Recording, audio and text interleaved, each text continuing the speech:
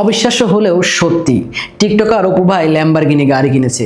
যুব সমাজের সামাজিক মাধ্যমে এখন একটা প্রশ্ন বারবার আসতেছে, পড়াশোনা করে কি আসলেই আমরা লস করলাম? পড়াশোনা কি আসলেই লস প্রজেক্ট?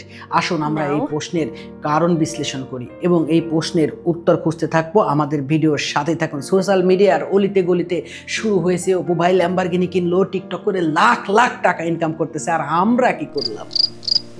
আমরা কি শুধু পরীক্ষা, অ্যাসাইনমেন্ট, ক্লাস ক্লাস অবশেষে নিজের বিয়ের জন্য হলেও একটা চাকরির জন্য দৌড় দৌড় দৌড় দৌড় ধ্যাৎ পাইছি জীবন আর ভাল লাগে না।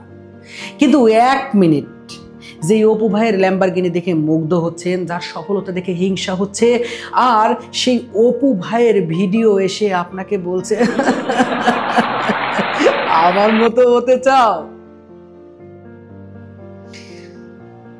আপনি তার জীবনের চাপ, দুশ্চিন্তা এবং ক্যামেরার ফেলে আসা ফ্যাক লাইফস্টাইল এখনো দেখেন নাই।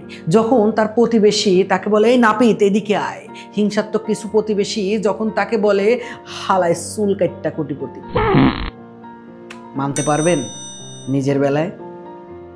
পড়াশোনার একটা আলাদা শক্তি আছে ভাই, এটা আপনাকে শেখায় চিন্তা করতে, সিদ্ধান্ত নিতে এবং একটা সুন্দর স্থায়ী জীবন গড়তে।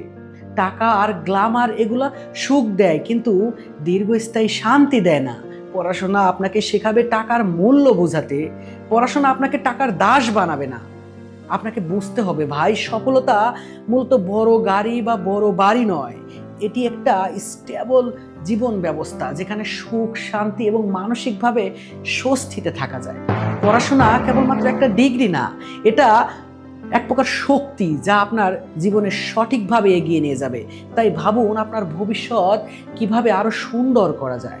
পড়াশোনার বিকল্প নেই, এটা শুধু কেরিয়ার গড়া না, এটা নিজেদেরকে মানুষ হিসেবে গড়ে তোলার একটা মাধ্যম। পরিশেষে একটা কথা বারবার বলে যেতে চাই, কুখ্যাত সফলতায় বিখ্যাত না হয়ে নিজেকে বিখ্যাত করার চেষ্টা করুন। ধন্যবাদ।